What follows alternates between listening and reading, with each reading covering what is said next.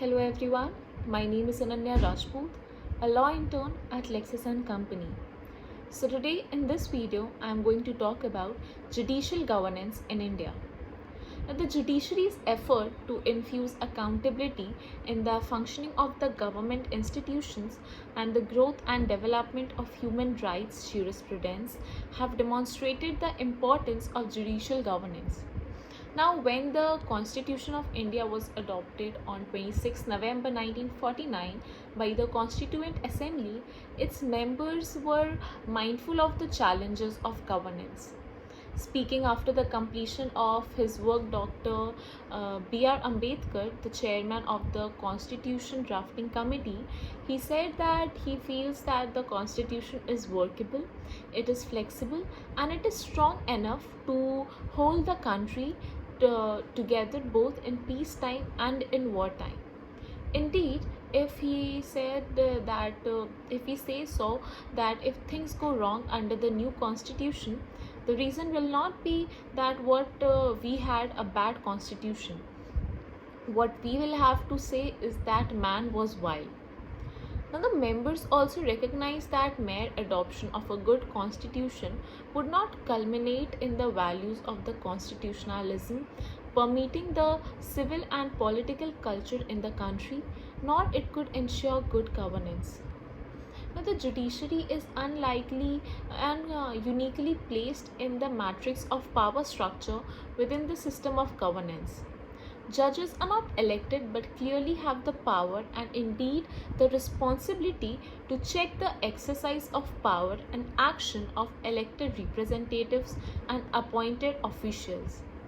The judiciary as an institution is vastly respected, notwithstanding huge challenges in ensuring access to justice, judicial processes, and issues of transparency and accountability.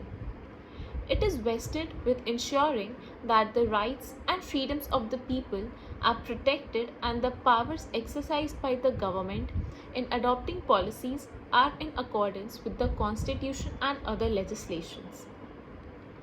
In theory, if the different branches of the governance adhere to the basic principles of separation of powers and functioning within their limits, it is considered a sound system of governance. But in practice, however, the number of issues have emerged and challenges occurred, it is in a context that the three branches of the government, that is the legislative, the executive, and the judiciary, need to have a certain degree of trust in and the deference to the actions of one another in matters within their respective jurisdictions.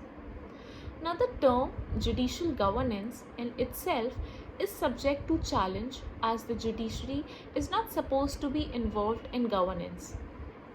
However, the effort of the Indian judiciary to infuse accountability in the functioning of government institutions and the growth of the development of human rights jurisprudence have demonstrated the central importance of judicial governance.